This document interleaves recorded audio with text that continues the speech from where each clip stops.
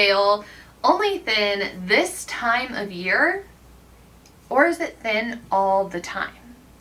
And what does that even mean in relation to your ancestors, your spirit guides, your intuition? If you've ever felt more sensitive, more in tune with your dreams, or like there is a presence with you, you're not imagining it and you're not alone. Today we're really going to be diving into why the veil feels thinner right now this time of year, the history behind that, and what it means for your practice. What is up, everyone? Welcome back to my channel, and if you are new, welcome. My name is Meg, this is Moon Magic Spirit, and let me know in the comments below, do you believe that the veil is only thin now or always thin?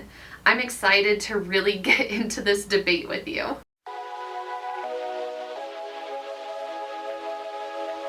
But first, let's really break it down to the basics. In case you don't know, the veil is a term that refers to the boundary between the physical world and the astral plane, or the spirit world.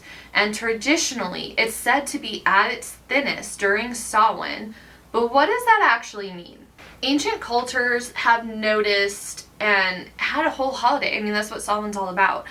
How the nights getting longer during autumn bring a natural shift in the energy. The dead were believed to visit loved ones during this time of year. And it wasn't just your loved ones that were said to be present on the physical realm, in the physical world during this time. It was otherworldly spirits. It was trickster spirits. It was the fae. It was demons. Other magical creatures and beings were closer to and present in our world, on our plane, walking among us. But here's where things get interesting. For the witches, for the intuitives, for anyone working with ancestors, the veil is always accessible. It's not just during certain times of the year. Some just experience it more consciously during certain time periods. Beltane is another time of year where you will hear people start to say the veil is thin, the veil is thinning. So if you are someone that feels it, feels the energy, I'll type I feel it in the comments so I know who's sensing it too. But people of old weren't just celebrating the dead. They were honoring the cycles, the natural endings, the natural beginnings.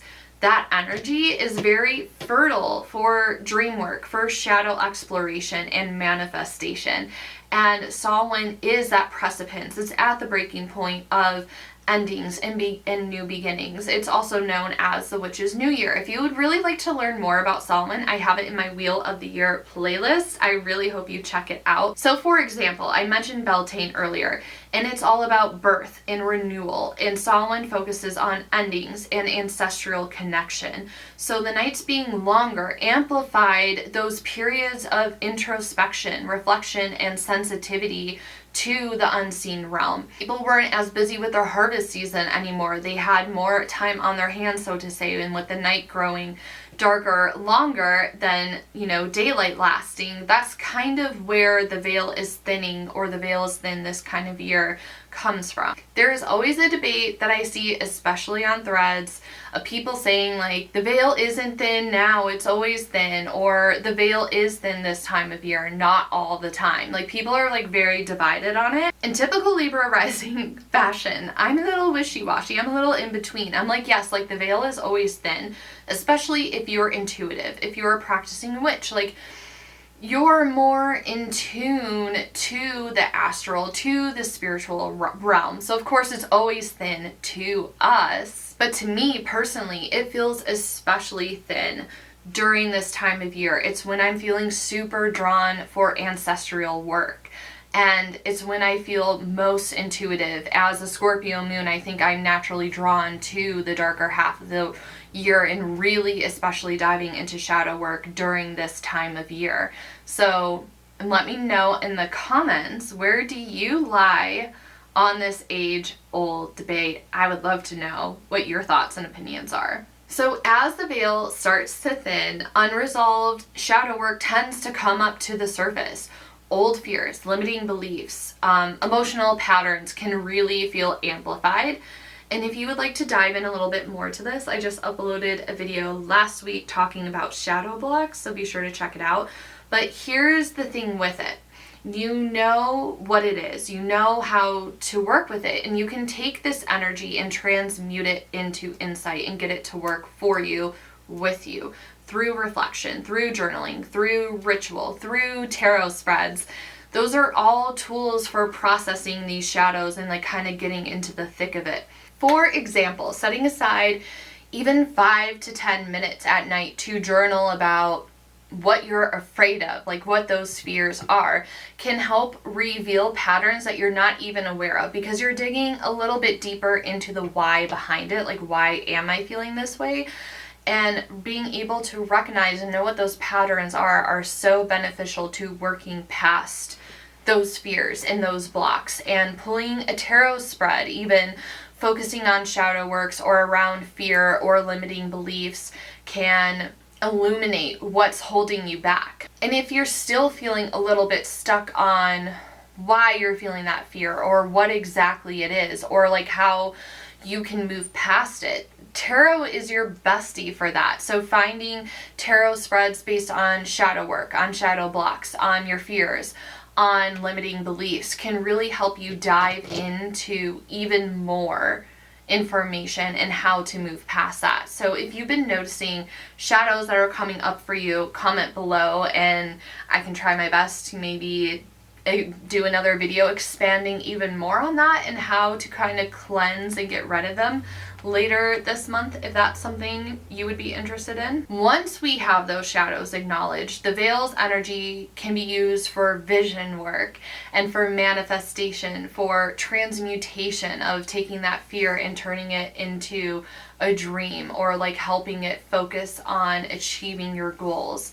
Because dreaming beyond limits isn't just a concept, it's a ritual practice. You can journal your intentions every morning when you wake up, spend 5 minutes about what you want to accomplish for the day, like what steps are you going to take to work towards your goals, or even outline it for the week if every day feels overwhelming. Work with the energy of the moon, the new moon and full moon, to plant seeds for what you want to grow. Pull tarot cards to inspire you on what steps you should take next to following your dreams. I've personally used this energy to manifest different opportunities and creative projects that just truly felt impossible before. It really does work. Once you pour into yourself, it's just such a beautiful practice. And part of that is really paying attention to and noticing how you feel different times of the year and working with it, and not waiting for permission. So if you are really feeling like the veil is thinner this time of year, lean into that, take that to your advantage. Or if it doesn't feel thin right now, don't force yourself into doing something that intuitively doesn't feel good. So let me know if there is an intention or a vision or a dream that you want to plant this season. Like, what are you thinking about starting when we get to the new year? Like, what are you wanting to grow? Like, this is a really good time for contemplation during these winter months. So here's the takeaway. The veil may feel thinner now, but it's always accessible to you if you know where to look. That ties into what I said, to do what intuitively feels right. If you don't feel like the veil is thin right now, if you don't feel like super connected to your intuition, pause and wait for that to happen. Shadow work, dream work, tarot, turn this energy into real insight and guidance with those tools. And remember that rituals, reflection, and awareness transform this energy into power. So don't wait for a specific date on the calendar. Your intuition is your guide with this. If you're looking for even deeper guidance, really attainable rituals that get down to the nitty-gritty of this work, including live collective tarot readings, seasonal rituals. Lens of Magic is where we do this together. And if this is something you've truly been struggling with, October's ritual was a cord cutting, and I think it would be so beneficial to you if you're able to sign up on my Patreon.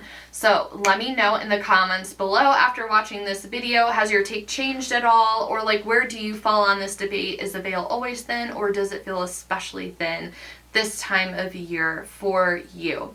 Also, let me know if there's any tips in this video that you are going to try first, or if you've already intuitively begun doing this work. I would love to read all the comments, all the insight that you have for me. If you found this video helpful at all, be sure to like, subscribe, so you can be notified when I have future videos coming out that continue this work even more so. So as always, thank you so much for your time and energy, and I will see you in the next one. Bye everyone.